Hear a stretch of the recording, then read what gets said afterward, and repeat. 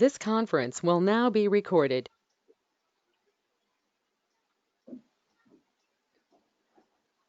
Om Gurubhyo Namaha. The Supreme Yoga, Yoga Vasistam, Sthiti Prakarana Yogam, 54వ రోజు 1 November 2020.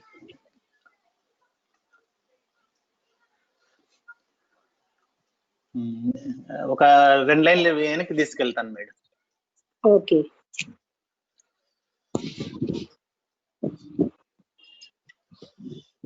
Though revolving thus in the wheel of ignorance and delusion, when one steps on to the wisdom concerning the supreme truth, he is instantly redeemed.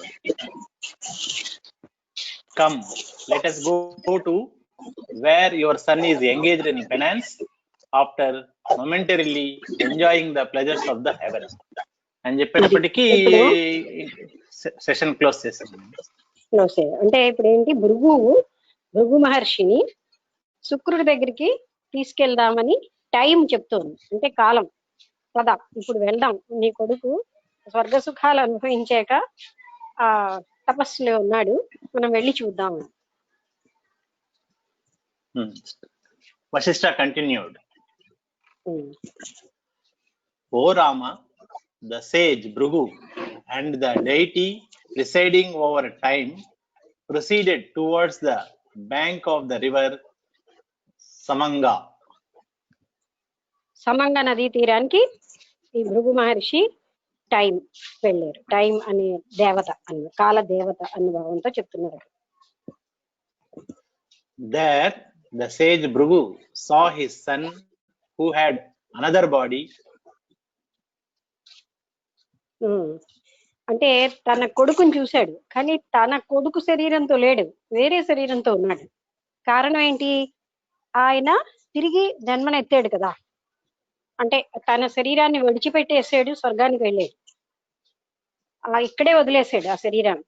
అది ఒక పుల్లలాగా అయిపోయిందని చెప్పారు కదా, అది భృగు మహర్షి ఎదురుకుండా ఉన్నా తనది కొడుకని పోల్చుకోలేదు. అందుకనే సమయాన్ని శపిస్తే నువ్వు అలా శపించడం వల్ల ఏమీ లాభం లేదని ఆ తర్వాత జరిగిందంతా చెప్తున్నారు అనమాట. అంటే ఆ కొడుకు శరీరంతో లేడు, వేరే శరీరంతో ఉన్నాడు ఆ కొడుకు. And whose nature was different from what it was before.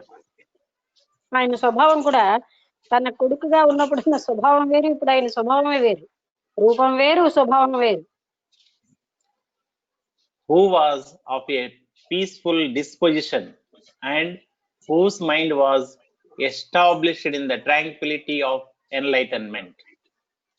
అది ఆయన ఇప్పుడు చాలా ప్రశాంతంగా, ఆయన మనస్సు కేవలంగా ఆత్మసాక్షాత్కారంలో నిమగ్నమై ఉంది అన్నమాట. అంటే ఆయన జ్ఞానాన్ని పొంది ఉన్నాడు.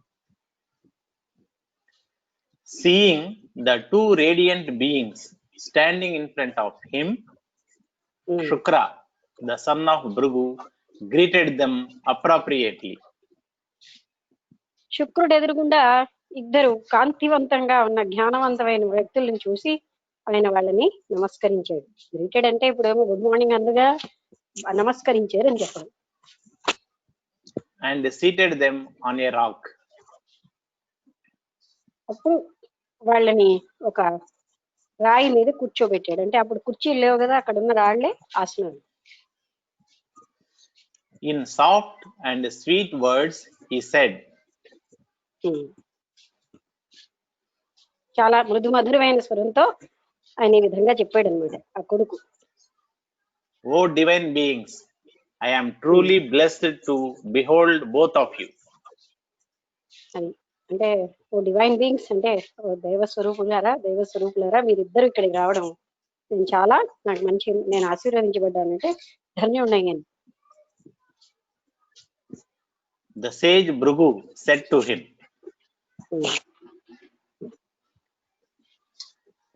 చెప్పండి. Recollect yourself, for you are not an ignorant person. నువ్వు ఒక్కసారి జ్ఞాపకం చేసుకో, ఎందుకంటే నువ్వు అజ్ఞానివి కాదు అని చెప్తాడు భృగు మహర్షి. Shukra was instantly awakened to the memory of his previous existence. వెంటనే శుక్రుడికి తన గత జన్మ గుర్తొస్తుంది. ప్రీవియస్ ఎగ్జిస్టెన్స్ అంటే గతంలో తను ఏ విధంగా ఉండేవాడని. which he beheld with his eyes closed for a brief period. ఏంటంటే ఫస్ట్ వర్డ్ వినబడలేదు. Which he beheld. This Beheld, beheld. Before that. Which he, which okay which he beheld with his eyes closed for a brief period. ఆయన ఒక్క క్షణమే తన కళ్ళు మూసుకుని ఆయన చూశాడనమాట, వెంటనే గమనించేశాడు. Shukra told, behold, శుక్రుడు ఇలా I have, సెకండ్ వేవ్ అని behold, ఇప్పుడే పేపర్ తీస్తున్నా, బాగా అవకాశం ఉంది అని చెప్తున్నారు. సెకండ్ వేవ్ చదవాలి, ఇంతలో మాకేం ఇది టైం అయింది. ఎవరు అన్మ్యూట్ చేశారు? behold, I have passed through countless embodiments నేను అనంతమైన జన్మలు ఎత్తాను, and through countless experiences of pain and pleasure. చాలా జన్మల్లో బాధ, సంతోషము, సుఖము రెండు పొందాను. అంటే ఎన్నో జన్మలు ఎత్తాను, అందులో బాధలు, సుఖాలు రెండు పొందాను. Wisdom and delusion. జ్ఞానం పొందాను, భ్రాంతిని పొందాను. I have been a cruel king, a greedy trader, నేను ఒక క్రూరమైన రాజుని, ఆశపోతుగా ఉన్నటువంటి వర్తకుణ్ణి, and a wandering ascetic. అలాగే సంచారం చేసేటటువంటి ఒక సన్యాసి. There is no pleasure that I have not enjoyed. నేను అనుభవించినటువంటి సుఖం అన్నది ఏమీ లేదు. అంటే సమస్త సుఖాలు నేను అనుభవించేసాను. No action I have not performed. నేను చెయ్యని పని అంటూ లేదు. No unhappiness or happiness I have not endured. నేను సహించినటువంటి ఆనందం గాని దుఃఖం గాని లేవు. అంటే ఇన్ని జన్మల్లో ఆయన ఎంతో ఆనందాన్ని ఎంతో దుఃఖాన్ని అనుభవించేశాడు. అన్ని రకాల ఆనందాలు, అన్ని రకాల దుఃఖాలు. Now I wish for nothing. నేను ఇప్పుడు ఏమీ కోరటం లేదు. Nor do I wish to avoid anything. అలాగే ఏది వదులుకోవాలని కోరట్లేదు, ఏది పొందాలని కోరట్లేదు. Let nature take its course. Let Nature. ప్రకృతి అది ఎలా నన్ను తీసుకెళ్తే నేను అలా వెళ్తాను. Come, Father, let us go to where the previous body stands dried up. ఇప్పుడు మీరు రండి, ఇంతకు ముందు నా ప్రీవియస్ మొదటి ఉన్న శరీరం ఎక్కడుందో శుష్కించి అక్కడికి వెళ్దాం. అంటే చెప్పాడు కదా, తన కొడుకు అక్కడ పుల్లలాగా అయిపోయి ఉంటే భృగు మహర్షి తపస్సులోంచి లేవగానే ఆ పుల్లలాంటి కొడుకుని చూడకుండా టైంని తప్పించబోతాడు, కాలాన్ని.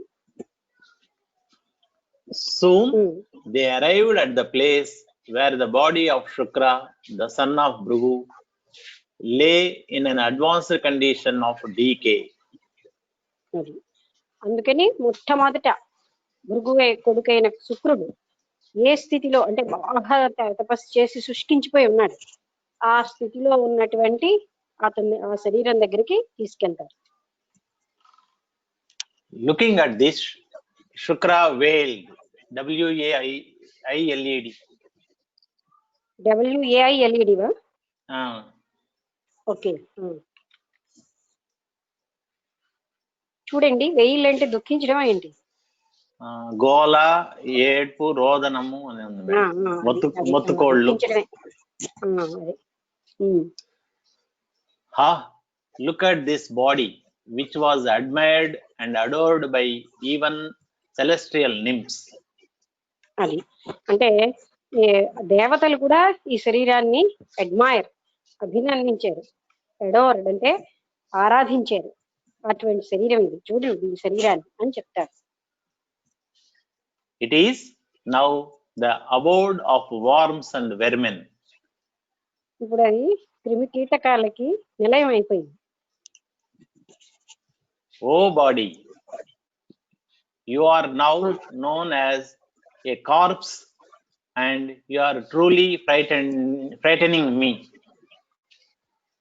ఏమిటండి ప్యాటర్నింగ్ మీద ఫ్రైటనింగ్ అంటే భయపరచడం. ఏ ఫ్రైటనింగ్ మీ ఓకే ఫ్రైటనింగ్ అంటే బాడీని ఉద్దేశించి నువ్వు ఇప్పుడేమో శవాన్ని అయిపోయావు, ఓ బాడీ ఓ శరీరమా నువ్వు జీవాన్ని కోల్పోయిన శవాన్ని అయిపోయావు, నువ్వు ఇప్పటికీ నన్ను భయపిస్తున్నావు.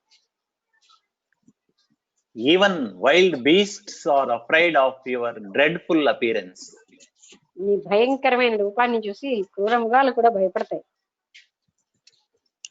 Totally devoid of sensations, this body remains in a state of utter freedom. ఏ రకమైనటువంటి సెన్సేషన్స్ ఆ శరీరానికి లేకుండా అది పూర్తి స్వేచ్ఛగా ఉంది. From thoughts and ideas. Ideas లేవు, ఆలోచనలు లేవు, సెన్సేషన్స్ లేవు. Freed from goblin of the mind. అది ఇంకా మనస్సు నుంచి కూడా అది ఫ్రీ అయిపోయింది. ఆలోచనల నుంచి ఫ్రీ అయిందంటే మనస్సు నుంచి ఫ్రీ అయిపోయింది.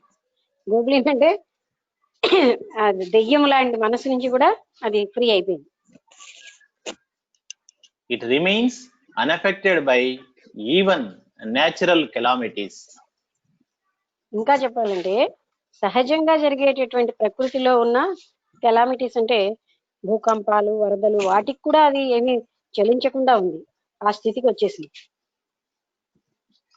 Rid of the frolics of the restless monkey known as mind.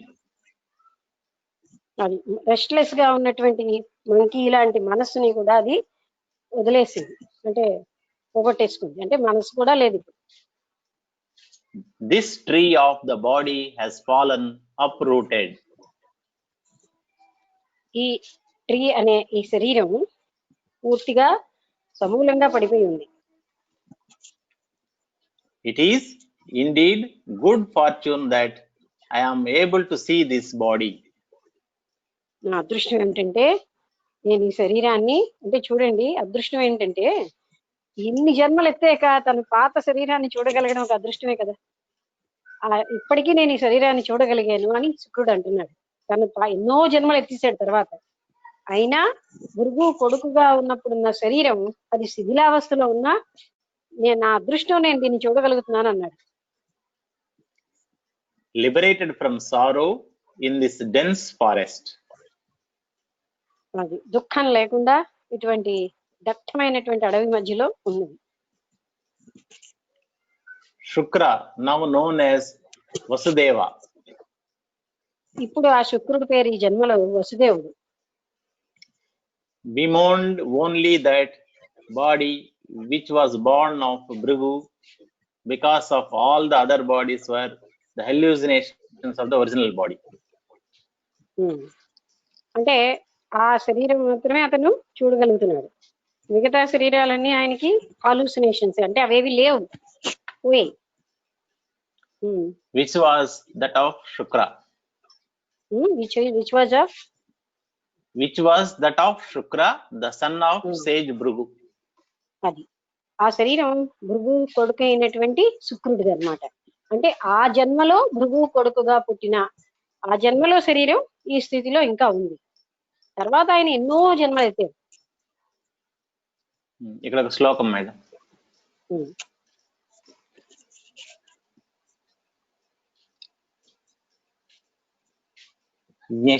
జ్ఞస్య చ దేహస్య యావద్దేహమయం క్రమః లోకవద్ వ్యవహారోయం శక్త్యాశక్త్య తథా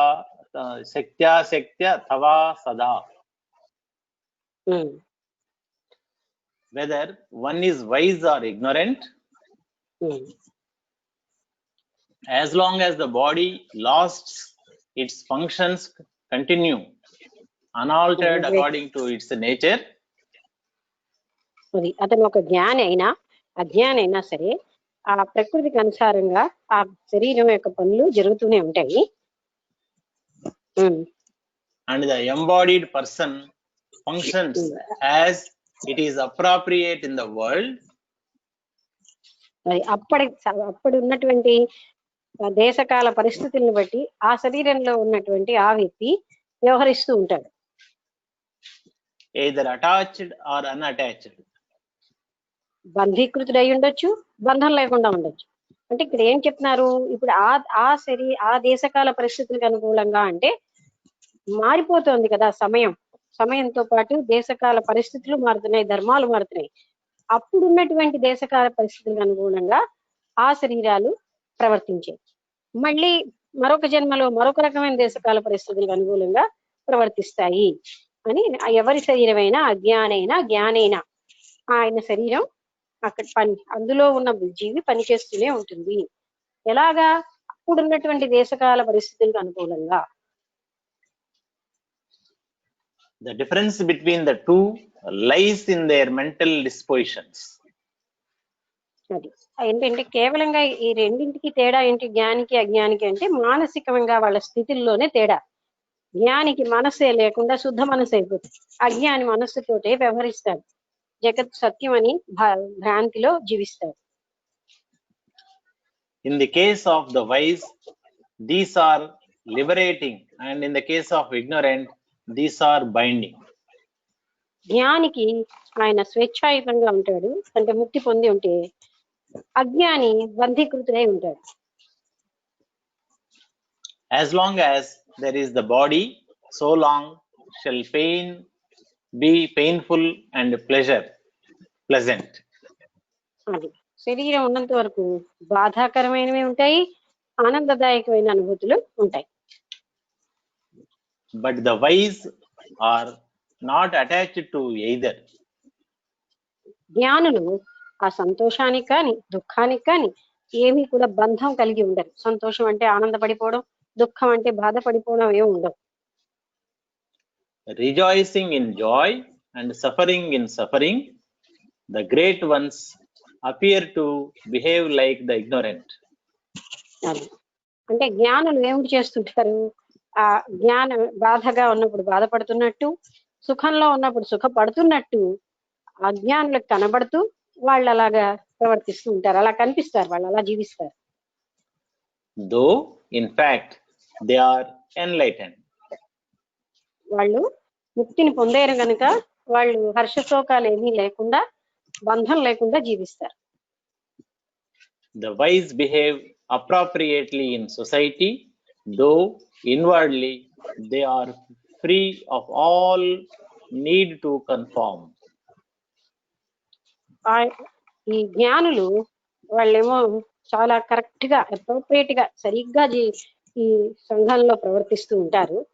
కానీ లోపలేమో వాళ్ళకి ఏమి చేయవలసిన అవసరమే లేకపోయినా వాళ్ళ అవసరం ఆ పనులన్నీ చేస్తూ వాటితో బంధం లేకుండా జీవిస్తూ ఉంటారు. Vasishtha continued. Hearing the young ascetic Vasudeva mourning the fate of his previous body. అంటే ఇప్పుడు ఇతని పేరు వసుదేవుడు, అంటే శుక్రుడు ఎన్నో జన్మలు ఎత్తిన తర్వాత వసుదేవుడు అయ్యాడు. ఆ మొట్టమొదట శరీరాన్ని చూసి మార్నింగ్ అంటే MOANING MOURNING మార్నింగ్ అంటే ఏది మేడం? అయ్యాడవాడు దుఃఖించడం. ఓకే, మార్నింగ్ అంటే శోకము, దుఃఖము, శోకము. ఆ ప్రీవియస్ బాడీ సంగతి చూసి అతను దుఃఖిస్తాడంటే ఒకప్పుడు శరీరం ఇలా అయిపోయింది అని, ఆ శరీరాన్ని చూసి, అంటే అది అలా ఉండిపోయింది అనమాట. అన్ని జన్మలు ఎత్తినా కూడా ఆ శరీరం అలాగా ఏమి ఆ విధంగా ఉండిపోయింది. ఆ స్థితిని చూసి ఆయన దుఃఖించి టైం బ్రాకెట్ లో are death intervene and shed to శుక్ర. ఏంటి ఇంటర్వీన్ అండ్ షెడ్ టు శుక్ర? అది అంటే టైం అంటే యముడినే టైం అని కూడా అంటున్నారు. ఈ విధంగా మధ్యలో అంటే చొరబడి ఈ విధంగా సమయం పలికింది. O son of Bhrigu, abandon this body of yours and re-enter your other body. ఈ శరీరాన్ని నువ్వు వదిలేసి ఆ శరీరంలోకి ప్రవేశించు. At the end of the epoch, you will give up that body, never to become embodied again.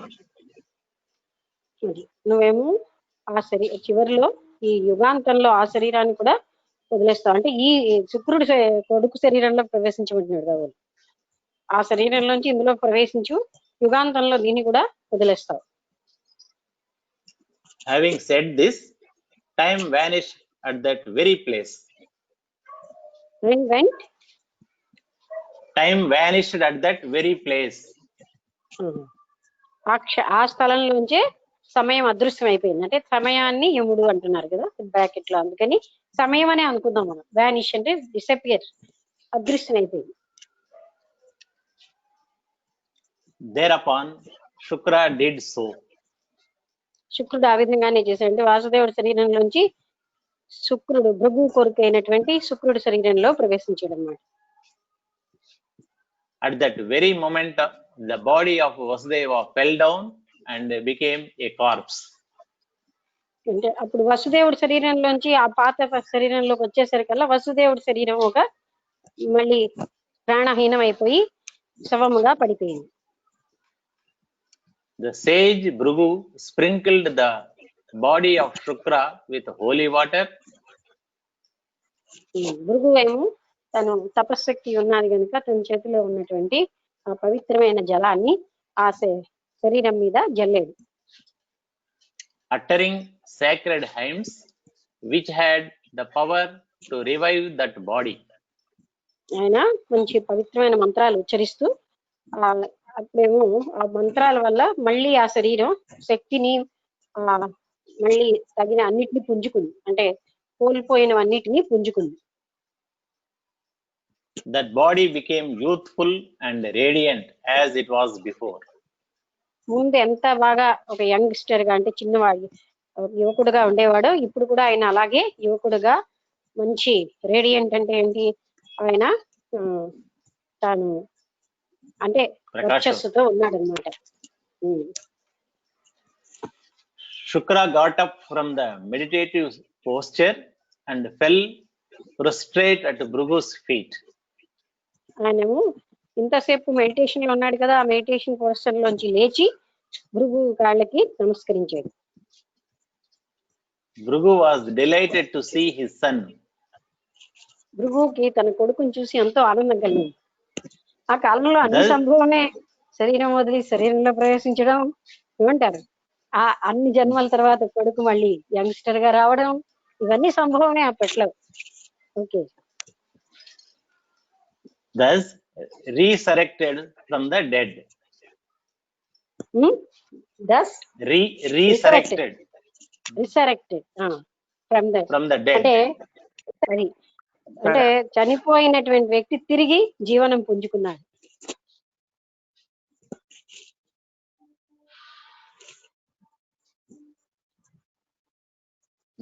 ఇప్పుడు ఒక శ్లోకం ఉంది మేడం. ఓకే.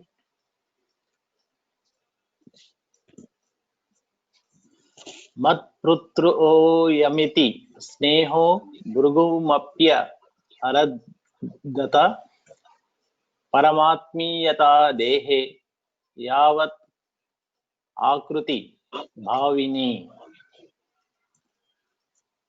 ఏంటండి మళ్ళా సరే చదవనా మేడం. మత్పుత్రోయమితి స్నేహో భృగుమప్య అరత్తద పరమాత్మీయతా దేహే యావదాకృతి భావిని. అంటే ఎంతో ఆత్మీయతతో స్నేహభావంతో ఆ కొడుకు పైన భృగు ఉన్నాడు. ఇంకా the feeling of affection at the thought, this is my son, నా కొడుకు ఇతను, overcame even the sage Bhrigu. అది సేజ్ అంటే అంత మహర్షి అయినటువంటి భృగుని కూడా అది ఆయన్ని ఆ ఆలోచన కమ్మేసింది, అంటే ఎక్కువగా ఆక్యుపై చేసేసింది, ఆవరించింది. అంటే నా కొడుకు తిరిగి పునరుజ్జీవిత అయ్యాడు అనే ఒక ఆనందం. This is natural as long as there is body consciousness. శరీర స్పృహ ఉన్నంత వరకు ఇలాంటివన్నీ ఉంటాయి నా కొడుకు అని. శరీర స్పృహను అధిగమించినప్పుడే ఇవి ఉండవు. Both Bhrigu and Shukra then performed the funeral rites of the body of the Brahmana boy Vasudeva. ఇప్పుడు భృగువు శుక్రుడు ఇద్దరూ కలిసి వసుదేవుడు అనే బ్రాహ్మణునికి చిట్ట చివర అంటే వాళ్ళు చనిపోయినటువంటి ఫ్యూనరల్ రైట్స్ అంటే చితి అన్ని కాల్ చేసి మిగతా పనులన్నీ చేశారు. అంటే ఏవైతే శవానికి ఏమేమి చెయ్యాలో ఆ కర్తృత్వాలు అవన్నీ చేశారు. For thus do the men of wisdom honor social customs and traditions. ఆ విధంగా జ్ఞానులు అప్పుడున్న సాంఘిక ఆచారాల్ని వాళ్ళు ఆ విధంగా గౌరవిస్తూ ఉంటారు, పాటిస్తూ ఉంటారు. Both of them then shone with the radiance of the sun and the moon. Sun and మూనా?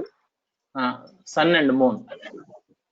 అంటే వాళ్ళకి ఇద్దరు ప్రకాశమానంగా అయిపోయారు, సూర్యుడిలాగా చంద్రుడిలాగా వెలిగిపోతున్నారు అనమాట వాళ్ళ జ్ఞానంతో, ఆనందంతో. In course of time, Shukra became the spiritual preceptor of the demons. Of the demons. శుక్రాచార్యుడు అవేలా సూక్ష్మంగా చెప్పినట్టుగా ఈ శుక్రుడే రాక్షసులకు గురువు అయ్యాడు అనమాట చివరికి. And his father Bhrigu became one of the sages of highest wisdom. Bhrigu ఏమో తండ్రి అయినటువంటి భృగు చాలా ఉన్నత స్థాయి జ్ఞానం ఉన్నటువంటి మహర్షులలో ఒకరిగా అయ్యేది. భృగు మహర్షి అని ఎంతో గొప్పగా మనం అంటాం కదా. Such is the story of the sage Shukra. శుక్రుడి యొక్క కథ అలా ఉంది. ఇదంతా ఎందుకు చెప్పారు మనం ఇప్పుడు తెలుసుకుంటే, అక్కడ మనకి ఏం చూపిస్తున్నారంటే ఎన్ని జన్మల్లో ఆ ఒక వ్యక్తి తర్వాత తర్వాత తర్వాత తర్వాత ఎన్ని జన్మలు ఎత్తుతున్నాడు అంటే, వ్యక్తికి తన కర్మల్ని బట్టి ఆయన జన్మలు ఎత్తుతాడు, తన మనస్సును బట్టి ఆయనకి జన్మలు వస్తున్నాయి. అదే ఆయన రాజుగా భోగాలు అనుభవించడం అని ఉన్నప్పుడు రాజు జన్మ ఎత్తాడు. తర్వాత ఆయనకి కేవలంగా తపస్సు చేసుకోవాలన్నప్పుడు సన్యాసిగా ఒక సైంట్ గా అలాంటి జన్మ ఎత్తాడు. అలాగ మనస్సుని బట్టే సమస్తం జరుగుతోంది అన్నది మనకి ఈ కథ చెప్పడానికి వశిష్ఠుల వారు ఇదంతా చెప్పారు. అంటే మన మనస్సు భావాన్ని బట్టే మనకు అన్ని వస్తున్నాయి. అదే చెప్తారు, మనం కోరే కోరిక ఇప్పుడు కాకపోతే తర్వాత జన్మలోనైనా నెరవేరుతుంది, కానీ నెరవేరడం విషయం కాదు, ఎలాంటి కోరిక కోరాలన్నదే ముఖ్యం. అశాశ్వతమైన వస్తువుని కోరాలా, శాశ్వతమైనటువంటి జ్ఞానస్థితిని కోరాలా, అది మనం నిర్ణయించుకోవాలి. అశాశ్వతమైన పిల్లలు, భార్య, భర్త వీటి కోసమే కోరాలా, శాశ్వతమైనటువంటి ఆత్మతత్వం విషయంలో మనం కోరాలా, అది మనం నిర్ణయించుకోవాలి. ఓకే.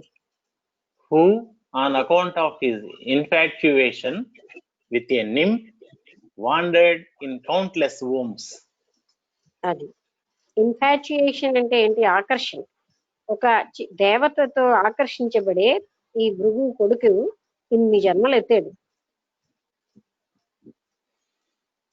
Rama asked,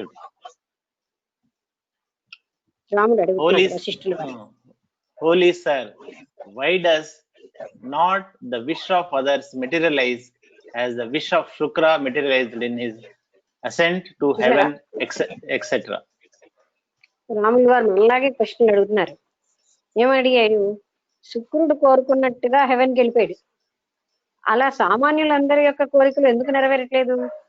మళ్ళీ హెవెన్ కావాలంటే హెవెన్కి వెళ్ళిపోయేది, మళ్ళీ ఆయన ఏం కావాలంటే అది అలా జరుగుతున్నాయి కదా, మరి సామాన్య మనుషులు కోరుతున్నప్పుడు అలా ఎందుకు జరగట్లేదు అని రాములు వారు అడుగుతున్నారు. ఇదే ప్రశ్న త్రిపుర రహస్యంలో ఆ ముని కుమారుణ్ణి అంటే అతని పేరు భీమసేనుడా ఏంటి, అతను మహాసేను అంటే రాజుగారి తమ్ముడు అడుగుతాడు, మీరు అనుకుంటే ఇంత పెద్ద రాజ్యం వచ్చేసింది అంటే అది మామూలు వాళ్ళు ఎందుకు అలా రావట్లేదు అని. అంటే ఆయన సంకల్పించినంత మాత్రంలో పెద్ద రాజ్యం, అరకోస దూరం ఏమో వేల కిలోమీటర్లు అయిన రాజ్యం అయిపోయింది.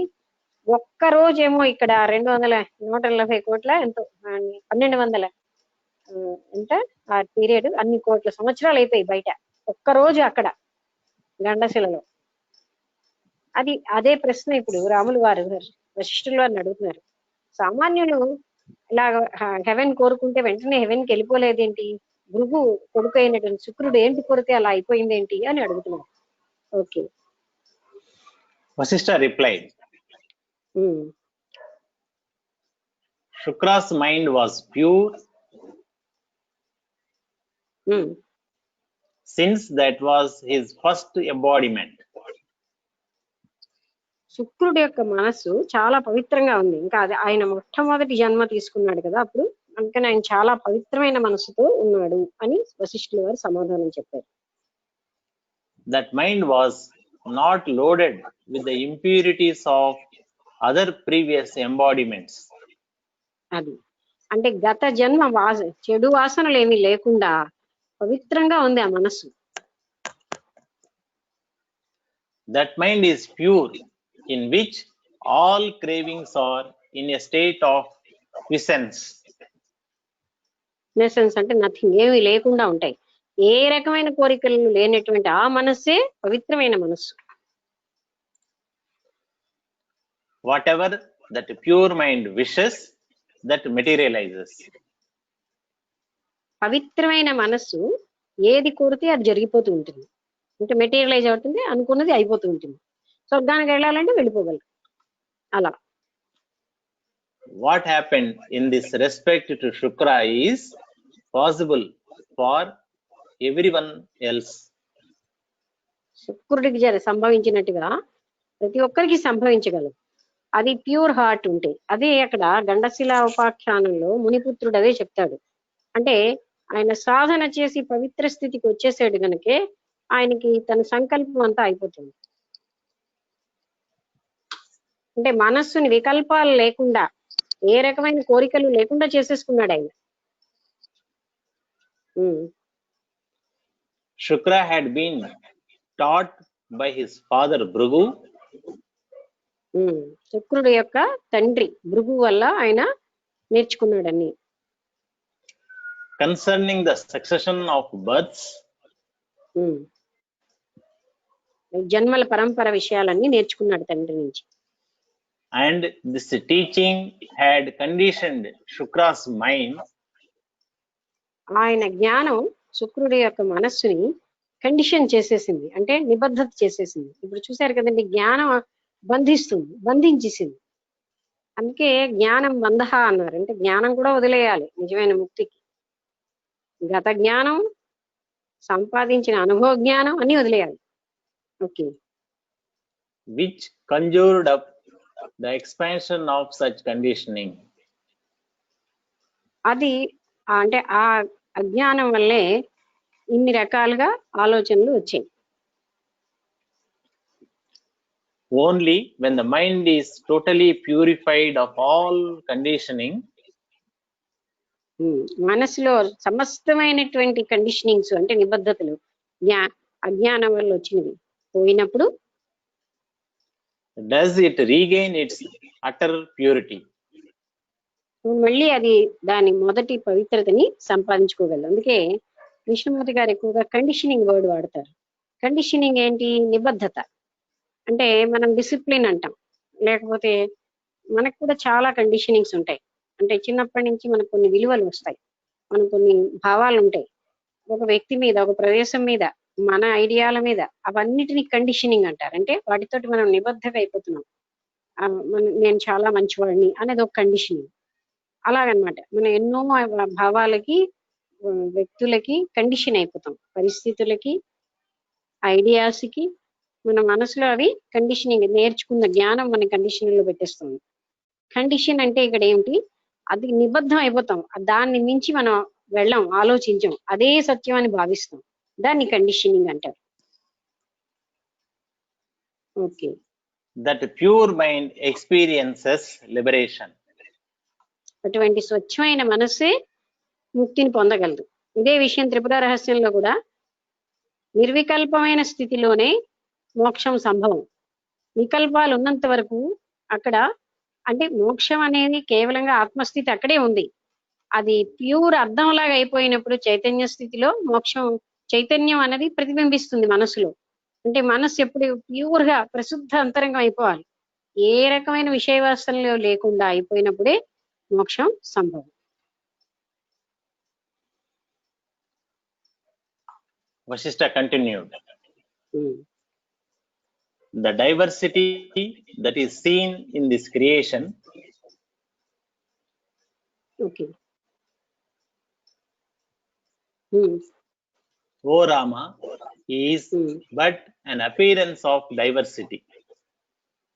అది ఈ సృష్టిలో ఇన్ని వైవిధ్యాలతో మనకు కనిపిస్తుంది. ఇదంతా కూడా అలా కనబడుతోంది, నిజం కాదు సుమా.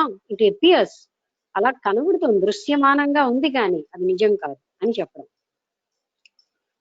Evolution or involution has the one infinite consciousness as its source and as its goal. WHO Goal, madam. Goal, Goal, G-O-A-L. GOL goal. అచ్చా. Okay. Evolution, As its- involution అంటే లక్ష్యం అంటే అంత. ఇవల్యూషన్ అంటే పరిణతి, ఇన్వల్యూషన్ అంటే తిరిగి అందులో లయం అయిపోయి ఆ పరిణతి లేకుండా పూర్తిగా ఈ రెండు జరుగుతూ ఉంటాయి అన్నమాట. అదే దీని యొక్క లక్ష్యం. During evolution, there seems to be an apparent diversity in the one infinite consciousness. ఉమ్. అంటే పరిణతిలో, ఇవల్యూషన్ లో ఏం కనిపిస్తుంది? ఒకే ఒక ఆత్మ చైతన్యం ఎన్నో వేలాది వస్తువులుగా, విషయాలుగా మనకు కనిపిస్తూ ఉంటుంది. In accordance with the notions that appear in that consciousness. ఇది మన ప్రజ్ఞలో ఇవన్నో రకాలైనటువంటి ఐడియాస్ గా కనిపిస్తున్నాయి ఇవన్నీ. Some of these notions intermingle, thus producing infinite variety in this diversity. అది అంటే ఈ ఈ దీంట్లో ఇన్ఫినిట్, అనంతమైనటువంటి విధాలుగా ఈ మనకి కనిపిస్తున్నది అనమాట. ఇన్ఫినిట్ వెరైటీ, ఒక్కటి కాదు, ఎన్ని రకాలు. మనందరికీ తెలుసు కదా, జగత్తులో ఇన్ఫినిట్ వెరైటీ ఆఫ్ థింగ్స్ ఉన్నాయి. లెక్కలేనన్ని వెరైటీ అంటే ఏమిటి? వైవిధ్యాలతో ఉంది ఈ జగత్తు. Some do not thus intermingle. అందులో కొన్ని మధ్యలోనేమో మరి పూర్తిగా చదవండి. Some do not intermingle. అంతవరకే మేడం సెంటెన్స్, అది అలాగే ఉంది. అచ్చా అచ్చా. అంటే అందులో కొన్ని ఇంటర్మింగిల్ అవుతాయి, అంటే మధ్య మధ్యలో వీటి అన్నిటితో ఒకదాంతో ఒకటి కలుస్తాయి, కొన్ని కలవు. But in fact, all these notions appear in every atom of existence. అది అంటే ప్రతి పరమాణువులో కూడా ఈ నోషన్స్, అంటే ఈ భిన్నత్వం అంతా కూడా అందులో ఉంటుంది. And these atoms exist independent of one another. ఈ ఐటమ్స్ కూడా ఒకదానితో ఒక సంబంధం లేకుండా ఉంటూ ఉంటాయి. The totality is known as the absolute Brahman. అది మొత్తం ఇంతటిని కలిపి ఆ పరమ బ్రహ్మము అని అంటాము, పరబ్రహ్మ స్వరూపంగా. Each individual sees only those objects which are rooted in his own mind. సాధారణంగా ప్రతి వ్యక్తి తన మనసులో ఉన్నటువంటి వస్తువుల్నే చూస్తూ ఉంటాడు. When the ideas in the mind do not bear fruits, there is a change in the mind. There is a giant, GAINT. Change, madam. Change. Change అంటే In the మనసులో mind. ఉన్నటువంటి ఐడియాస్ అవి when the ideas in the mind do not Bear fruits. ఫలితాలు ఇవ్వకపోతే అవి మారిపోతూ ఉంటాయి. అంటే ఇక్కడ ఏ ఐడియాస్ ఉన్నాయో అవి ఆ ఉద్దేశాలు ఫలితాన్ని ఇవ్వలేదు అనుకోండి, అప్పుడు ఆ ఐడియాస్ మారిపోతూ ఉంటాయి అంటున్నారు. వాటి అంటే ఫలితాలు ఇచ్చేస్తూ ఉంటే వేరు, లేకపోతే అవి కూడా మారిపోతాయి. There follows a succession of births to suit these psychological changes. To షుక్సూట Suit these psychological changes. SUIT suit అంటే అర్థమైంది. అంటే మళ్ళీ చేయండి. There follows a succession of births. అంటే ఒక ఆర్డర్లీగా ఈ రకమైన మానసిక ప్రవృత్తులు మారుతూ ఉంటాయి అక్కడ ఉన్నటువంటి పరిస్థితులకి అనుగుణంగా. It is this psychological connection that creates the conviction in the reality of birth and death. Reality of Birth and death. ఇలాంటిదే మనకి ఈ జన్మ మరణాల్లో కూడా ఇలాంటి కన్విక్షన్ అంటే మనకి ఇదే వస్తుంది అనమాట. అంటే మొదటి నుంచి ఏం చెప్తున్నారు, మనసులో మనకి ఒక కన్విక్షన్ ఉంటుంది, అంటే ఒక ఉద్దేశ్యం, దాన్ని బట్టి మనకి జనన మరణాలు కూడా సంభవిస్తున్నాయి. అంటే ఇక్కడ చెప్పేది ఏంటంటే మామూలుగా మన భావాన్ని బట్టి సర్వస్వం, అవి జననము మరణము కూడా ఇలాగే సంభవిస్తున్నాయి. జనన మరణాలు ఉన్నది దేనికి అంటే శరీరానికి. శరీరం నేను అన్న భావనలో ఉన్నప్పుడు నాకే మరణం అనేది ఫీల్ అవుతాడు జీవుడు. అలాగే మళ్ళీ నేనే పుట్టేనని, కానీ నిజంగా జ్ఞానం వచ్చిందాక శరీరానికే జనన మరణాలు అని తెలుస్తుంది. And in the reality of the body. మళ్ళీ ఆ వాక్యం చదవండి. It is this psychological connection that creates the conviction in the reality of birth and death. ఈ సైకలాజికల్ కనెక్షన్ శరీరంతో, నేను శరీరాన్ని అనేది ఆ కన్విక్షన్ అంటే నేను పుట్టేను, నేను చనిపోతున్నాను అనే భావనని ఉత్పత్తి చేస్తుంది. అన్ని రకాల చెడులకి మూలం ఐడెంటిఫికేషన్ విత్ ద బాడీ. నేను శరీరాన్ని అనే భ్రాంతి వల్ల, ఆ నేను అన్నది ఉండడం వల్లే సమస్తమైనటువంటివి జరుగుతున్నాయి. అంటే నేనన్న అహం ఉన్నంతసేపే అన్ని తప్పులు, కామక్రోధ మదమోహ లోభాలకు జరుగుతాయి. ఐడెంటిఫికేషన్ విత్ ద బాడీ అంటే శరీరం నేను అని. అప్పుడు ఆ శరీరానికి మృత్యు ఉంటుంది, మళ్ళీ పుట్టుగా ఉంటుంది. శరీరం నేను అనే సంఘాన్ని జ్ఞాని కోల్పోతాడు గనక శరీరానికి మృత్యు ఉంది, నాకు కాదనుకుంటాడు. మామూలు అజ్ఞాని ఏమో నాకే మృత్యు ఉంది అనుకుంటాడు. అది తేడా. When this conviction is given up, there is cessation of embodiment. అది నేను శరీరాన్ని అనే ఈ భావాన్ని వదిలేసామనుకోండి, అక్కడితో మరి శరీరధారులుగా ఉండరు వాళ్ళు. శరీరాన్ని అంటే జ్ఞానికి శరీరం తనదని అనిపించదు, అందుకని ఆయనకి ఏ రకమైన లంపటం లేదు. ఆకలేసిన శరీరానికి వేస్తుంది, నాకు కాదుగా. దాహం వేస్తుంది, శరీరానికి వేస్తుంది. శరీరంతో సంఘం మొదలు పెట్టేస్తాడు. O Rama, the tree in a seed grows out of it after destroying the seed. అది అంటే ఎప్పుడైతే ఒక సీడ్ ని అంటే విత్తనాన్ని మనం పూర్తిగా నశింప చేసాము, దాంట్లో ఉన్న చెట్టు కూడా నాశనం అయిపోయినట్టే కదా అర్థం. ప్రతి విత్తనంలో వృక్షం ఉంది. But Brahman creates this world without destroying itself. ఈ ప్రపంచాన్ని అయినా డెస్ట్రాయ్ అంటే తను నాశనం చేసుకోవడం వల్ల మాత్రం కాదు. అంటే సీడ్ లోంచి విత్తనం నాశనం అయిపోయాక చెట్టు వస్తుంది. కానీ బ్రహ్మన్కి, ఆ పరబ్రహ్మ తత్వానికి ఈ జగత్తుని సృష్టించడానికి తాను నాశనం అవ్వక్కర్లేదు అని చెప్తున్నారు. అంటే ఎలా జరిగింది, పరబ్రహ్మ తత్వంలో ఒక పార్ట్ లో ఒక చిన్న సంకల్పంతో ఎన్నో వేల జగత్తులు ఏర్పడిపోతుంటాయి. అందుకని అది నాశనం అయిపోయి జగత్తును సృష్టించాల్సిన అవసరము అక్కడ లేదు. Hence, it is impossible to compare the incomparable Brahman with anything whatsoever. అందుకోసం ఎటువంటి దాంతోటైనా ఆ పరబ్రహ్మ తత్వాన్ని పోల్చడం అసంభవం. ఎందుకంటే దానికి సరితుల్యమైనది జగత్తులో ఏది లేదు. అటువంటి దాన్ని దేంతో పోల్చడం, దానికి అది మహత్తరమైనది. ఇంకోటి ఏంటి, మనస్సుకి అగోచరం. ఆ తర్వాత ఇంద్రియాలకు అగోచరం. అటువంటి మనస్సుని దేంతో పోల్చడానికి కూడా అసంభవం. అటువంటి మనసులో కోటాను కోట్ల జగత్తులు వస్తూ ఉంటాయి, మళ్ళీ లయం అయిపోతూ ఉంటాయి. దాన్ని దేంతో పోల్చగలం అంటున్నారు.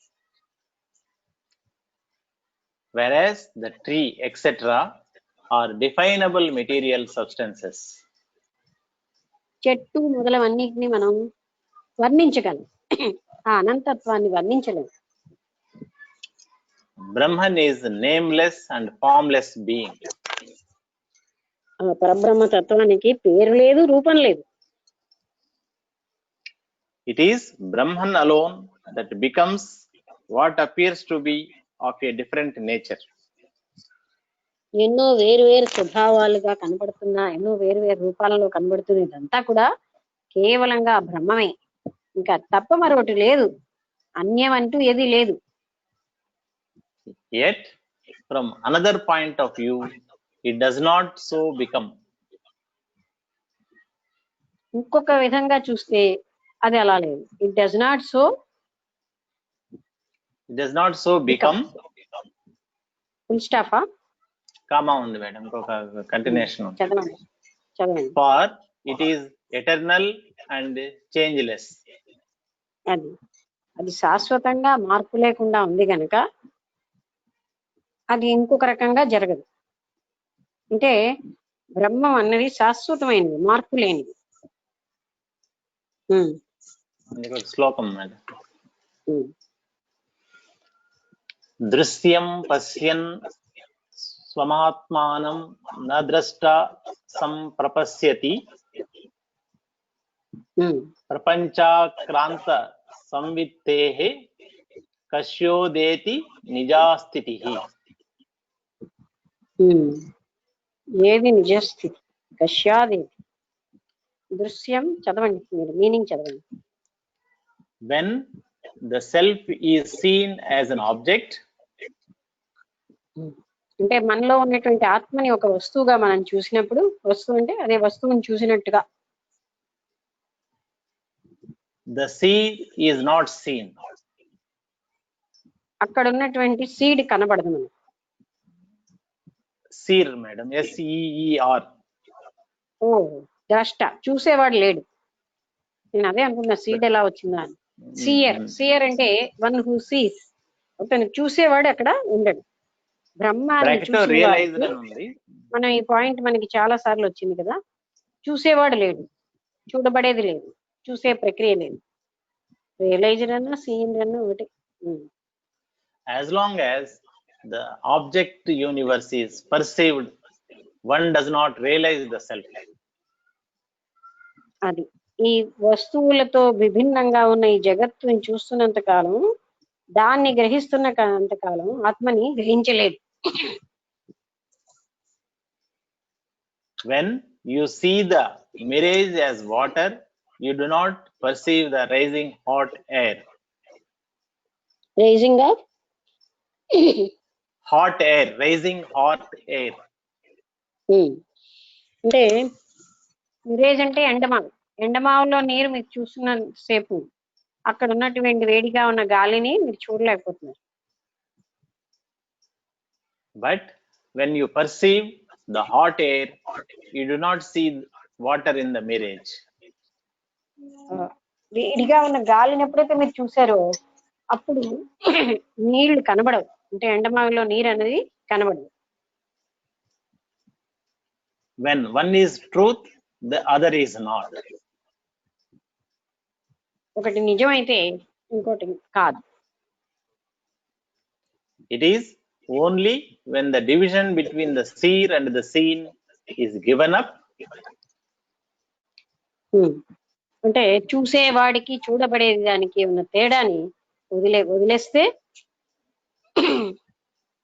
only when the two are seen as one substance, ఆ రెండు ఒకటిగా అయిపోయినప్పుడు చూసేవాడు చూడబడేది, that the truth is realized. అంటే అదే మనకి ఎన్నోసార్లు చెప్తున్నారు, చూసేవాడు చూడబడేది చూసే ప్రక్రియ, ఈ త్రిపుటి లేనప్పుడే అసలైనటువంటి ఆత్మస్థితిని పొందగలం. There is no object which is totally of a different nature from the subject. అది అంటే సబ్జెక్ట్ కి పూర్తిగా డిఫరెంట్ గా ఉన్నటువంటి స్వభావంతో ఉన్న ఏ వస్తువు ఉండదు. nor can the subject bracketless self be seen as if it were an object. అలాగే అప్పుడు ఆ సెల్ఫ్ కూడా ఒక వస్తువుగా కనబడదు. There is no division in such a vision. అలాంటి దృశ్యంలో భేదమే లేదు, ముక్కలుగా అవదు, భిన్నత్వం లేదు. Vasishtha continued. Each jiva experiences within itself whatever and however whatever or however it has given rise to within itself with the help of its own life force. Whatever and however it has given rise to RISE, rise to given within rise itself to within itself within itself. Okay. అంతేనా? With the help of its own life force. తాన life force తోటే. మళ్ళీ ఒకసారి చదవండి. What ever and when ever. Each jiva experiences within oneself whatever and however it has given rise to within itself with the help of its own life force. దానిలో ఉన్నటువంటి జీవశక్తితో ఆ జీవ ఏ రకంగానైనా what ever and however అది అలా ఎప్పుడైనా ఏ విధంగానైనా it has given rise to within oneself with the help of its own life force. తనలో ఉన్నటువంటి జీవశక్తితోటే అది ఏ విధంగానైనా అవుతూ ఉంటుంది. ఏ విధంగా అవ్వాలని వాట్ ఎవర్ ఆర్ హవెవర్ ఏ విధంగా మారాలన్నా మారుతుంది.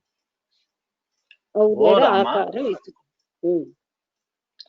O Rama, behold with the eye of your inner wisdom.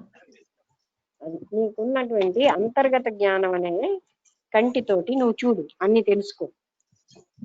The truth that in every atom of existence there are countless world appearances. ప్రతి ఆటమ్ లో కూడా ఆ ఎగ్జిస్టెన్స్ అంటే చైతన్యం ఉంది అనే సత్యం ఎన్నో రకాల ఈ జగత్తు దృశ్యమానంగా చేస్తుంది, కనబడేటట్టుగా.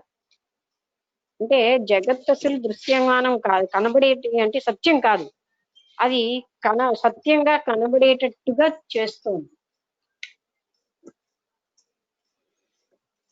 This world appearance is but a long dream. మళ్ళీ అది చెప్తున్నారు. ఈ ప్రపంచం అనేది ఒక పెద్ద కళ. లాంగ్ డ్రీమ్ అంటే పెద్ద కళ. This dream-like appearance is yet true during the period of the dream itself. మనకి కళ ఉన్నంతసేపు కళ నిజముగానే అనిపిస్తూ ఉంటుంది. అందుకని కళ ఉన్నంతసేపు ఈ ప్రపంచంలో ఇప్పుడు జగత్తంతా మనకి కళే. అయితే ఇది మనం రాత్రి పడుకునే కళ చిన్న కళ అయితే ఇది చాలా పెద్ద కళ. ఎలా అయితే కళలో వస్తువులు తర్వాత కనబడవు, కళలో మాత్రమే అవి రియల్. అలాగే జగత్తులో వస్తువులు మనం ఇలా ఉన్నప్పుడు రియల్. మన జ్ఞానం వచ్చిన తర్వాత జగత్తంతా పరబ్రహ్మ స్వరూపంగా కనిపిస్తుంది. వస్తువులు ఆ విధంగా మనం తెలుసుకోగలం. అది ఇక్కడ అంటే కళలో ఉన్నప్పుడు కళ ఎలాగైతే నిజం అనిపిస్తుందో ఈ జగత్ అన్న కళ కూడా నిజమనే అనిపిస్తుంది.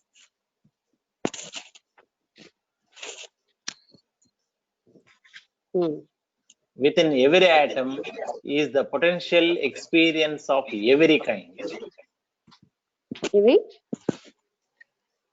Within every atom అదంతా తెలుసు. Last word of every kind. Every kind అంటే ప్రతి పరమాణులో కూడా ప్రతి రకమైనటువంటివి పదార్థాలు ఉంటాయి. Therefore, give up all your notions of diversity or unity. అందుకని మీకు ఉన్నటువంటి నోషన్స్ అంటే ఉద్దేశాలు ఐడియాస్ ఏమని ఇవి ఎన్నో వివిధమైన పదార్థాలు ఉన్నాయి, వైవిధ్యం ఎంతో ఉంది, ఇలా లేకపోతే ఏకత్వం ఉంది, ఇవన్నీ అభిప్రాయాలు వదిలింది. ఉన్నది ఒకటే ఆ పరబ్రహ్మ తత్వమే.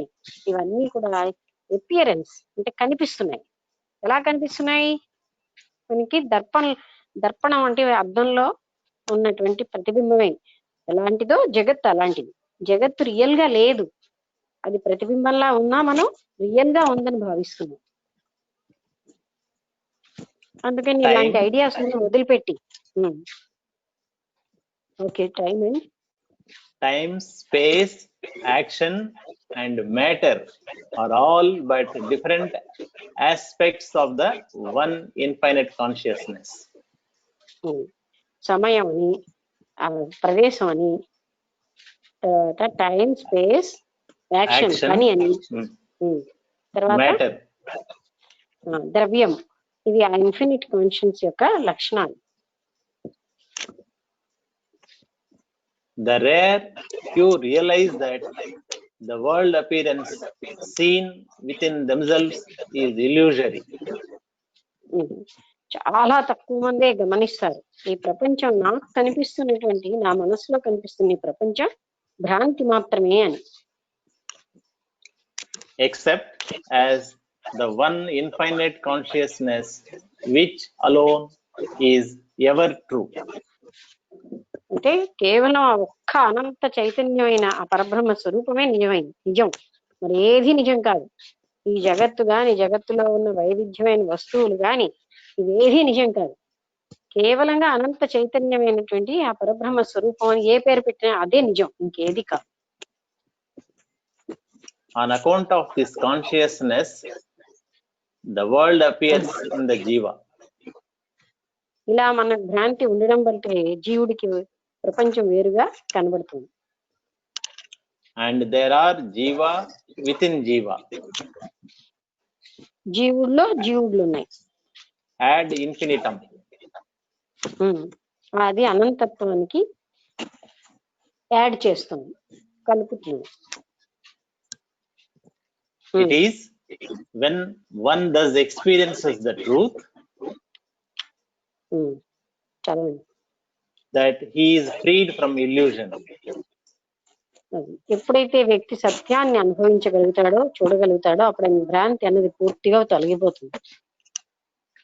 At the same time, one's craving for pleasure is thinned out. Filled out అప్పుడు వ్యక్తికి ఆనందం కోసం, అంటే సుఖం, సంతోషం కోసం తపన కూడా పలిచిపడిపోతుంది. This is the only proof of wisdom.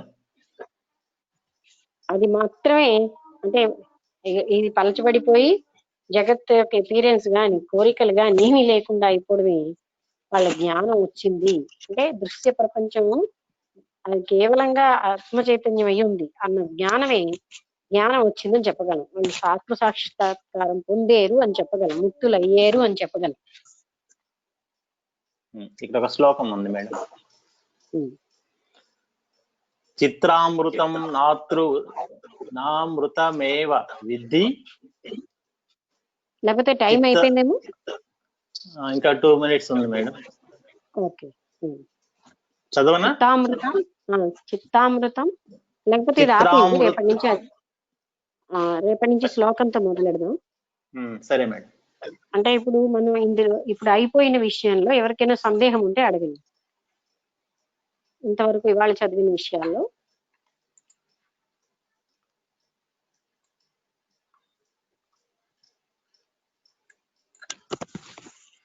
Okay, మీకు సందేహం లేకపోతే నేను కన్క్లూషన్ గా నేనే చెప్తాను. అంటే మనకి ఏమిటి తెలుస్తుంది, మనస్సు యొక్క భ్రాంతి వలన, అజ్ఞానం వల్ల భ్రాంతి వస్తుంది. ఆ భ్రాంతి వల్ల ఎన్ని వైవిధ్యాలు కనిపిస్తున్నాయి జగత్తులో. మనస్సు ఏదైతే చూస్తుందో మనం అదే మన అంటే మన మనసులో యు ఆర్ ద వరల్డ్ అంటాడు. అంటే నువ్వే ప్రపంచాన్ని, అంటే నేను ఏ భావంతో ఉన్నానో ప్రపంచం నాకు అలాగే కనిపిస్తుంది. అందుకే ఒక మనిషిలో ఉన్న ప్రపంచం ఇంకో మనిషిలో ఉన్న ప్రపంచానికి భిన్నత్వం ఉంటుంది. అందుకని మనస్సే సమస్తం. మనస్సులో ఎప్పుడైతే దోషాలు తొలగిపోతాయో, పరిశుద్ధం అయిపోతుందో, ఆ మనస్సు పూర్తిగా ముక్తి పొందిందని చెప్పాలి. అటువంటి వ్యక్తిని ముక్తి పొందాడు అంటాం.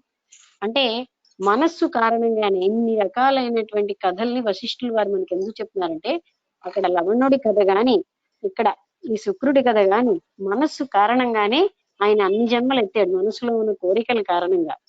అంటే సేమ్ థింగ్ మనందరికీ.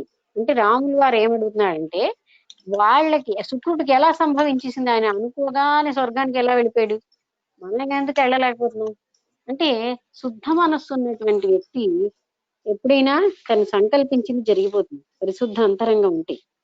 అంటే అక్కడ ఎటువంటిది పరిశుద్ధ అంతరంగం అంటే ప్రతి వాళ్ళు నేను పరిశుద్ధంగానే ఉన్నాను అనుకుంటారు. సంకల్ప వికల్పాలు లేని నిర్వికల్ప స్థితిలో, తర్వాత ఏ రకమైన అహం ఏ రకమైన కోరిక ఏమీ లేని స్థితి, ఆలోచనే లేని స్థితి వెళ్ళినప్పుడు అంటే చూసేవాడే లేడు చూడబడేది లేదు ఆ స్థితి. అందుకని అక్కడ మోక్షం సంభవం. నేను చూస్తున్నానన్న ప్రజ్ఞ ఉన్నంత వరకు మోక్షం సంభవం కాదు అని ఇలాంటివన్నీ మనకి ఇప్పుడు ఆ శుక్రుడు ఎన్ని రకాల జన్మలు తన యొక్క ఆలోచనలకు మనస్సు వల్లే ఎత్తాడు. ఆ మనస్సు నశించిపోయేసరికల్లా జ్ఞాన ప్రాప్తి ఆయనకి వచ్చింది. ఇది మనం గ్రహించాలి. అంటే ఇప్పుడు మనం ఏంటి ఇవి అధ్యయనం చేయడం వల్ల మన మనసులో ఎక్కువగా ఇటువంటి ఆలోచనలు అశాశ్వతమైన వస్తువుల పట్ల వ్యక్తుల పట్ల వాళ్ళ విషయాల పట్ల మనం ఎక్కువ ఆలోచనలు పెట్టుకోకూడదు.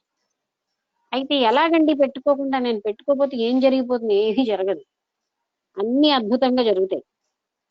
జరుగుతున్న దాన్ని చూడటమే మన పని. చూసినప్పుడు కూడా మనస్సు పరిశుద్ధ స్థితికి రావడానికే మనం చూస్తూ ఉండాలి. అయితే అప్పుడు ఆత్మ దాని అంతటా అదే మనం పొందగలం. అది ఎక్కడి నుంచో వచ్చి ఊడబట్టం లేదు, అక్కడే ఉంటుంది అహర్నిశలు. అటువంటి ఆత్మతత్వాన్ని మనం అనుభవైక్యం చేసుకోగలుగుతాం.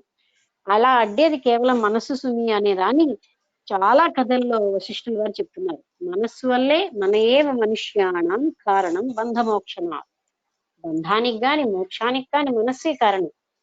అటువంటి మనస్సుని మనం పరిశుద్ధ మనస్సు చేసుకుంటే, లేకపోతే మనస్సు రహిత స్థితిలో కూడా మనం ఆ రకమైన ఆత్మ జ్ఞానాన్ని పొందగలం. అంతే. మనస్సులో ఉన్నటువంటివే అన్నిటినీ మనస్సే ఆత్మజ్ఞానం పొందకుండా అడ్డుతోంది. ఇది మనకి చెప్పారు. అంత భృగు మహర్షి కూడా తన కొడుకు కనబడకపోయేసరికల్లా శపించడానికి రెడీ అయిపోయాడు. అంటే ఆ కొడుకు అనే నా కొడుకు అన్న భావన అన్నేళ్లు తపస్సు చేసిన ఆయన అలా వెంటనే సమయాన్ని అప్పుడు ఆ సమయం అంటే బోధపరుస్తుంది అనమాట. ఇంత జ్ఞానివి, నీకు లేని జ్ఞానం లేదే, ఇంత తపస్వి, నువ్వు నన్ను శపిస్తున్నావేంటి, నేనే అంతటిని కాలగర్భంలో పెట్టుకుంటాను, ఇవన్నీ చెప్పడం మనం విన్నాం. సో ఈ వాళ్ళది కూడా మనస్సు ప్లే మనకి బాగా బోధపరిచారు. అందుకే మనం మనస్సుని మన కంట్రోల్లో ఉంచుతాం. ఓకే, ఎవరైనా అడుగుతున్నారా? మేడం నేను రాంబుద్ధుడు అండి. రాంబుద్ధి గారు చెప్పండి. ఇప్పుడు శుక్రాచార్యుడు ఉన్నారండి, ఆయన ఏం కోరుకుంటే అది అవుతుంది. ఎందుకంటే స్వర్గాన్ని కోరుకుంటే స్వర్గం వచ్చేసింది. అయితే ఆయన అలా కోరుకుంటున్నది జరగడానికి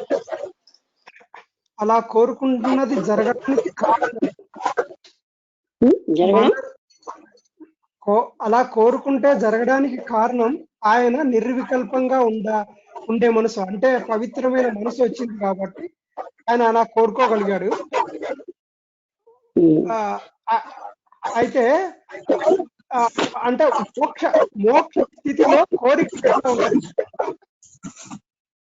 మోక్షం అక్కడ పొందలేదు కదా ఆయన. అంటే మరి ఆయన అనుకున్న జరగడానికి కారణము ఆయనకి అదే ఫస్ట్ బర్త్ అని చెప్పారు. అక్కడ ఆయనకి ఏ రకమైనటువంటి అంటే ఫస్ట్ బర్త్ లో ఏముంటుంది, ఏమీ లేదు కదా, గత జన్మ వాసనలే లేవు ఆయనకి. అంత పరిశుద్ధంగా ఉంది కనుక మనసులో ఉన్న పవిత్రత వల్ల ఆయన ఏమిటి కోరుకుంటే అది జరిగిందన్నారు. అలాగన్నమాట. నేనేంటంటే ఆయన మోక్షం పొందిన తర్వాత ఈ కోరికలు వచ్చినాయేమో అనుకున్నాను మేడం. దాని గురించి ఒకవేళ మోక్షం పొందేక కూడా ఆయన అంటే ఏం జరుగుతుంది, మనసు పవిత్రమైపోతుంది. అయితే అతనికి ఫస్ట్ బర్త్ అని చెప్పారు ఇందాక. ఫస్ట్ బర్త్ కనుక ఆయన మనసు పవిత్రంగా ఉంది కనుక ఆయన ఒక్కదాంతో నిబద్ధీకుడు కండిషనింగ్, తండ్రి బోధ వల్లే జన్మల విషయంలో ఆయన కండిషనింగ్ ఉండిపోయింది. మిగతా అంతా కూడా ఆయన అందుకే ఆయన అనుకున్నది జరిగింది అని రాముల వారికి వశిష్ఠుల వారు చెప్పారు. అదే అంటే నేనేమనుకున్నానంటే మోక్ష స్థితిలో ఆ కోరికలు ఎందుకు ఉంటాయి అనే ఉద్దేశంతో అడిగాను మేడం. సరే, థ్యాంక్ యూ. మోక్ష స్థితిలో కూడా ఉంటాయి వాసనలు మేడం కదా.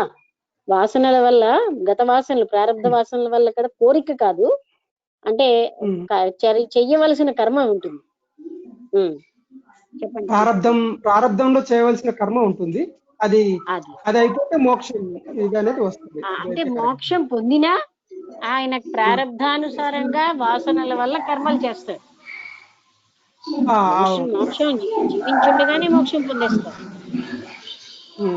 జీవన్ముక్తుడు. చెప్పండి మేడం, ఒక చిన్న విషయం అండి. ఇప్పుడు శుక్రుడు ఆయన స్వర్గానికి వెళ్ళాలని కోరుకున్నారు, అప్సరస కావాలని అంతా కోరుకున్నారు కదా. అయితే అప్పుడు ఆయన మనసు మరి కోరికతో నిండిపోయింది కదా, శుద్ధ మనస్సు ఎలాగైందండి? ఆయనకి సహజంగా శుద్ధ మనస్సు ఉంది, అదే ఫస్ట్ జన్మ అన్నారు కదా. ఆ శుద్ధ మనస్సు ఉండడం వల్ల అన్న కోరిక నెరవేరిపోయింది, సంకల్పం వచ్చిన వెంటనే నెరవేరిపోయింది. పోనీ అంటే ఒకసారి నెరవేరింది, తర్వాత ఆయన మనసులో ఎప్పుడైతే ఈ కోరికలు కామము ప్రవేశించినప్పుడు అది శుద్ధ మనస్సు ఎలాగవుతుంది? ఇప్పుడు కాదు, కొన్ని వేల సంవత్సరాలు స్వర్గంలో ఉండి సుఖించాడు కదా ఆయన. అవును అవును. అయితే ఆయన తర్వాత ముక్తుడు అవ్వలేదే, తర్వాత ఆయన ఎన్నో రకాల బంధాలతో ఎన్నో జన్మలు ఎత్తాడుగా. ఆ తర్వాత ఆయన మళ్ళీ తపస్సు చేసి మళ్ళీ ముక్తుడయ్యాడు. ఆయన కోరికలు తీరాలి, కోరికలు మీ మోహం ఉండబడి రాజు జన్మ ఎత్తాడు కదా. మళ్ళీ తర్వాత వేరే జన్మ ఇవన్నీ కోరికల వల్లే కదా అక్కడ, అంటే శుద్ధ చైతన్యం పోవడం బట్టే కదా. మీకు మళ్ళీ తపస్సు చేసాడు, మళ్ళీ ఏంటి శుద్ధం తీసుకోవడానికి, మోక్షం పొందడానికి. అంటే మళ్ళీ జన్మ పరంపరలో పడ్డాడు, మళ్ళీ పడ్డాడనే కదా ఇన్ని జన్మలు ఎత్తాడు కదా, వరసంతో చెప్పారు కదా.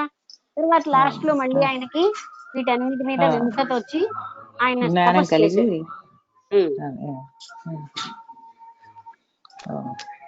మేడం, నాకు క్వశ్చన్ అడగనా? తప్పకుండా. మొదట ఏ జన్మ లేకుండా ఫస్ట్ జన్మ అనేది ఎట్లా డిసైడ్ అవుతుంది మేడం? అది వాళ్ళకున్న దృష్టితో చెప్తున్నారు, మనం అది చెప్పలేము. ఆయనకి ఇంకా అప్పుడు ఫస్ట్ జన్మ అని సాధారణంగా డిఫెండ్ చేసేదానికి ఏమైనా అట్లా క్రియేట్ చేస్తారా ఏంటి? కాదు కాదు. అంటే ఇప్పుడు ఏంటంటే, ఇప్పుడు చూడండి, మనలో కూడా ఇప్పుడు ఎన్నో వేలాది సంవత్సరాల నుంచి ఇది నడుస్తోంది గనక మనకి ఎన్నో జన్మలు అని అనొచ్చు. కానీ ఫస్ట్ జన్మలో ఉన్న వాళ్ళు ఇప్పుడు కూడా ఉండొచ్చు. అంటే అక్కడి నుంచి ఒక ప్రత్యేకమైన కారణంతో వచ్చిన వాళ్ళు కానీ, లేకపోతే మొదట ఆ జన్మ ఎత్తిన వాళ్ళు ఉంటారు. అలాంటిప్పుడు అది వాళ్ళకి గత జన్మ ప్రారంభం కానీ సంచిత కర్మ లేదు. అలాంటి వాళ్ళకి అది ఫస్ట్ లైఫ్. అయితే ఇంకా ఆ ఫస్ట్ జన్మలోని జ్ఞానం వచ్చేసింది అనుకోండి, జ్ఞానం ఏదో ఒక రకంగా, అది వేరు. అలా కాకపోతే అన్ని మోహాలు అన్ని ఉంటాయి. అందుకే సైకిల్ ఆఫ్ బర్త్స్, ఎన్నో జన్మలు ఎత్తాలి. అది ఎవరు డిసైడ్ చేయడానికి మనకి తెలియదు ఆ దృష్టి. Okay madam, thank you. అలాంటి దివ్య దృష్టి ఉన్న వాళ్ళే చేయగలరు. ఎందుకంటే తపశక్తి సంపన్నులైన నారాయణ మహారాజు గారు 30 జన్మల క్రిందట ఏమిటి అని కూడా చెప్పేవారు ఒక్కొక్కరికి. అంటే వాళ్ళ తపస్సు శక్తితో అవి సాధించగలరు. ఇంకేమైనా సందేహాలు ఉన్నాయి? లక్ష్మి, చెప్పు. మొదటి జన్మ అయితే మొదటి జన్మ అయింది, బాగుంది. సంకల్పం కానీ కోరిక కానీ ఎలా పుడుతుంది? అంటే మొదటి జన్మ గనకే అన్ని ఉంటాయి కదా మనస్సుకి.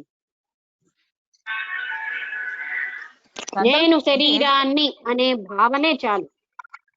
అయితే అక్కడ ఏం చెప్తున్నారంటే మనస్సు శుద్ధం, కానీ ఐడెంటిఫికేషన్ ఉంది, నేను శరీరాన్ని. దానివల్ల అన్ని పుడతాయి. అసలైన దోషం ఏమిటి? శరీరం నేను అనుకోవడమే. ఆ భావనే అన్నిటికీ మూలం. మాయ బిగినైంది అన్నమాట. అంతే కదా. అంటే ఈ బాడీలోకి వచ్చేసరికల్లా సాధన వల్లే తొలగించుకోవాలి కానీ అంటే మన యొక్క ఇంటెన్షన్ సంకల్పంతో మామూలుగా అదన్నీ పోవడం అనేది సృష్టిలో లేదు కదా. ఆ మాయలో పడి మాయలోంచి తొలగించుకోవాలి. నేను శరీరధారిని అనగానే వచ్చింది మొదలు అన్ని కామ క్రోధ మద మోహ లోభ మాత్సర్యాలన్నీ అటాక్ అయిపోతాయి నేను శరీరాన్ని అనుకుంటే. ఆ భావనే చాలా అన్నిటికీ యాడ్ చేసేస్తుంది. ఓకే ఓకే ఇంకా ఎవరైనా ఏమైనా సందేహం అడుగుతారా? అంటే ఇప్పుడు నేను మనం పొందవలసిన జ్ఞానం ఏంటంటేనండి, ఈ కథలన్నీ చదివి చందమామ కథల్లా వినడం కాకుండా వదిలేయడం కాకుండా మనం మనస్సు అన్నిటికీ మూలం గనక ఆ మనస్సు ఎలా ఎలా భ్రమిస్తోంది అనే అవేర్నెస్ మనం అందరం పెట్టుకోవాలి. అవేర్నెస్ అంటే ఎరుక. ప్రతి క్షణం క్షణం మనసును చూడాలి. అది ఎలాంటి వేషాలు వేస్తుంది, ఎలాంటి మోసాలు చేస్తుంది, అది నన్ను ఎలా మోసం చేస్తుంది, ఎవరిని మనసు వాళ్ళని మోసం చేస్తుంది, అది ఎన్ని రకాల గెంతుతుంది, మనం గెంతకూడదు, దాన్ని చూస్తూ ఉండాలి. అది మనం చెయ్యాలి. ఆ అవేర్నెస్ లోనే ఆ మనస్సు పోకడలన్నీ అలా నిశ్చల స్థితి వచ్చేస్తుంది. అవేర్నెస్ వల్లే సంభవం. ఆ నిశ్చలమైన పవిత్రమైన మనస్సు అప్పుడు ఆ లోపల దాన్ని కోపాన్ని గాని దుఃఖాన్ని గాని చూస్తే భయాన్ని గాని అవన్నీ పోతాయి. నిశ్చల స్థితితో మన భయాన్ని మనం జాగ్రత్తగా ఆలోచన ఏమీ లేకుండా అప్పుడు మనకి కోపము దుఃఖము బాధ భయము అన్ని పోతాయి. ఒంటరితనము ఏం ఉండవు. పరిశీలించాలి మనస్సుని, ఎవరి మనస్సునో కాదు, మనస్సుని ఎలాగ పోతుంది, ఏ రకమైన వికారాలు వస్తున్నాయి దాన్ని గమనించాలి క్షణక్షణం. ఇది మనం చేయాల్సిన పని. అది చెయ్యకుండా కథలుగా వింటే అబ్బా విన్నదే విన్నామనిపిస్తుంది. వస్తున్నది ఏమిటన్నది ముఖ్యం. మనం ఆచరణాత్మకంగా మనస్సు ఇంత పవర్ఫులా, ఎంత డేంజర్ లో పడేస్తుందో చూసారు కదా, లవణ్ని ఎలా పడేస్తుందో అన్ని పడేస్తుంది. ఒకసారి నిస్పృహలోకి వెళ్ళిపోతాం, ఒకసారి భయాందోళనలు వచ్చేస్తాయి. అందువల్ల నేను శరీరాన్ని అన్న భ్రాంతిని పోగొట్టుకుని అవేర్నెస్ తో ఉంటే వీటన్నిటిని సులువుగా మనం దాటగలుగుతాం. అంటే మేడం ఇప్పుడు ఏంటండి ఒక ఎదుటి మనిషిని గాని లేకపోతే ఈ ప్రపంచాన్ని గాని ప్రత్యేక దృష్టితో, అంటే మనం సపరేటు ఈ లోకం సపరేటు అనే దృష్టితోటి మనం ఎలా గమనిస్తున్నామో అలాగే మన మనసును కూడా మనం సపరేట్ గా నిలబడి మన మనసు యొక్క చేష్టల్ని గమనిస్తే ఈ యొక్క మనసు యొక్క వికారాలన్నీ తగ్గడానికి అవకాశం ఉందంటారు. అంతే కదా మేడం? నిశ్చల స్థితికి వస్తుంది. అలాంటి నిశ్చల నిర్మలమైన మనస్సుకే ఆత్మజ్ఞాన స్థితి సంభవం. అంటే మన మనసును మనమే ఒక గాఢగా గమనిస్తూ ఉండాలి. మనసు నిరంతరాయంగా ఒక క్షణం గమనించి ఇంకో క్షణం గమనించకుండా కాదు, నాన్ స్టాప్ గా గమనించాలి. సర్వకాల గమనించాలి. ఈ రోజు నేను బయట బజారుకి వెళ్ళాను, అక్కడ గమనించాలి. ఇవాళ నేను ఇలాంటి యాక్టివిటీస్ లో మునిగున్నాను, అప్పుడు గమనించాలి. ఆల్వేస్ చూడాలి. అంటే వచ్చే ప్రతి ఒక్క మనసులో వచ్చే ప్రతి స్పందనను గమనించుకుంటూ అనలైజ్ చేసుకుంటూ పోతే మనసు చచ్చిపోతారు. అంతే కదా మేడం? అనలైజ్ అక్కర్లే, గమనించాలి. చూడండి, ఇంకోటి మనకి తెలియకుండానే చాలా మందికి వాళ్ళ మనసులో కంటెంట్ ఏముందో వాళ్ళకి తెలియదు. దాన్ని కంటెంట్ ఆఫ్ కాన్షియస్నెస్, అవేర్నెస్ వల్లే దాన్ని తీయగలం. లేకపోతే మన చైతన్యంలో ఎన్నో బింబాలు ఉండిపోతున్నాయి, వికల్పాలు. అవేర్నెస్ తోటే ఒక్కొక్కటి తీసి పారేయగలం. అవేర్నెస్ లేకపోతే అవి అలాగే నిలిచిపోయి మరుజన్మకు కూడా క్యారీ అవుతాయి. ఇప్పుడు వాళ్ళకి చాలా మందికి వాళ్ళు సరిగ్గా వినటం లేదని వాళ్ళకి తెలియదు. చాలా మందికి ఇప్పుడు మనకి భగవద్గీత అని తెలుసు, కృష్ణుడు అని తెలుసు. నాకు కృష్ణుడు తెలిసింది, ఏమిటి తెలుసు, పేరు ఒకటి తెలుసు. మనకి తెలియదన్న నిజం కూడా మనకు తెలియదు. ఒక వాక్యం తెలుసు, వాక్యంలో పూర్ణార్థం నాకు తెలియదన్న నిజం కూడా మనకు తెలియట్లేదు. Because of lack of awareness. Awareness లేకపోవడం వల్ల ఇది నాకు నా లైఫ్ లో ఇలా ఉంది, నా మనసు ఇలాంటి స్థితిలో ఉంది అని కూడా ఈగోయిస్టిక్ పీపుల్ ఈగోగా ఉన్నారని వాళ్ళకి తెలియదు. అంటే అంటే అందరికి మనిషి అవేర్నెస్ మనిషి లేదు. అర్ధ అర్ధ జ్ఞానంతో నాకు అన్ని తెలుసు అని అనుకోవడం జరుగుతున్నది, అంతే కదా మేడం? అర్ధ జ్ఞానం కాదండి, అసలు జ్ఞానం లేకుండా జ్ఞానం అన్నది ఎంటీ అయిపోవాలి. అప్పుడే మనిషికి ఏదైనా తెలుసు. నాకేమీ తెలియదు అన్నప్పుడే అన్ని తెలుసుకుంటారు. నాకు తెలుసు అన్న వ్యక్తి ఏది తెలుసుకోలేదు. అదే మేడం, కరెక్టే. అంటే ఇప్పుడు ఒక వ్యక్తి భగవద్గీత గురించి మాట్లాడేటప్పుడు భగవద్గీత నాకు తెలుసు అని అంటాం, కానీ మళ్ళీ దాని గురించి మనం ఏమి చెప్పలేని స్థితిలో ఉంటాము. కానీ ఆ విషయం మనకి తెలియాలి. అది పాయింట్ ఏంటంటే నాకు తెలుసు అన్నది ఎంత తెలుసు అని కూడా మనం అవేర్నెస్ తో చూసుకోవాలి. అవును మేడం. అది అంటే ఇప్పుడు ఈ లోకంలో ఉన్న ప్రతి జీవికి ఎన్ని కోట్ల మంది ఉన్నారో అన్ని కోట్ల ప్రపంచాలు ఉన్నాయి. అన్ని కోట్ల ప్రపంచాలు ఒకటి దృష్టిలో ఉన్న ప్రపంచం ఇంకొకటి దృష్టిలో లేదు. ఆ మనసును అబ్జర్వ్ చేసుకుంటూ ఉంటే మనసులో ఉండే దోషాలన్నీ కరిగిపోతాయి, అంతే కదా మేడం? అది ఎలా చూడాలి? స్టిల్ మైండ్ తో, నిశ్చలమైన మనస్సుతో. ఆ లోపల కంటెంట్ అంతా బోల్డ్ ఉంది మనకి. ఎన్నో జన్మల నుంచి ఈ జన్మలో ఆర్జించిన జ్ఞానం, అనుభవంతో ఉన్న జ్ఞానం, మన ఇష్టాలు, మోహాలు, అనురాగాలు సమస్తం అందులో ఉన్నాయి.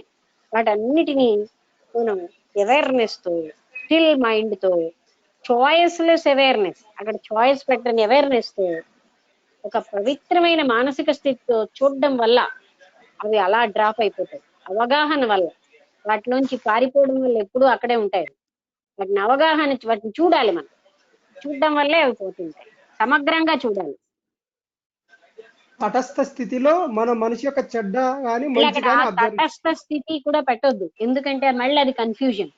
ఒక పవిత్రమైనటువంటి మానసిక స్థితితో, స్టిల్ మైండ్ తో, నిశ్చల మానసిక స్థితితో. అంటే తటస్థానికి నిశ్చలానికి తేడా ఉంది మేడం? తటస్థం అంటే ఎట్లా మేడం? తటస్థానికి దానికి ఎంత తేడా ఎట్లా తేడా ఉంది? తటస్థం అంటే ఏంటంటే ఇండిఫరెంట్ గా ఉండడం. అంటే న్యూట్రలైజ్డ్ కదా మేడం, అక్కడ ఇది లేదు కదా తటస్థం అంటే. తటస్థం కంటే నిశ్చలం అన్నది కరెక్ట్. ఎలాగంటేనండి, ఇప్పుడు సమతా స్థితికిను జడత్వానికి ఎంత తేడా ఉంది? అలాంటి తేడా.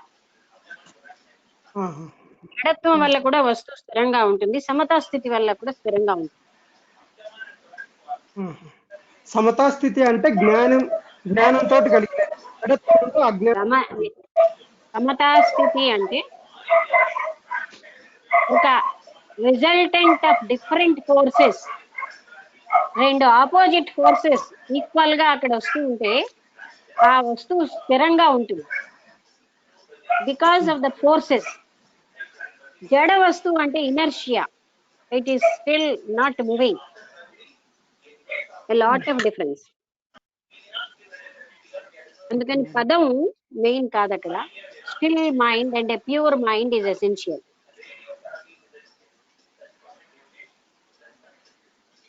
అంటే మనలో ఉన్న లోపాలను కూడా మనం న్యాయపరంగా గమనించడం, చూడాలి. వాళ్ళకి అసూయ ఉందని ఎలా చూస్తున్నామో ఇక్కడ కూడా అసూయ ఉంది, ఇక్కడ ఇలాంటి డిఫెక్టివ్ థాట్స్ వెళ్తున్నాయి, చూడగలగాలి. మనలో వచ్చే చెడు థాట్ని కానీ మంచి థాట్ని కానీ చూద్దాం, దాన్ని కరెక్షన్ చేసుకోవాలి. అది మీరు చూస్తే కరెక్షన్ ఆటోమేటిక్ అవుతుంది.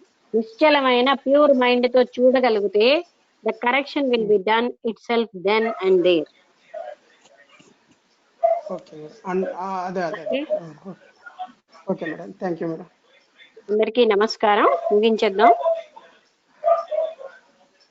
Okay madam, good night. Good night.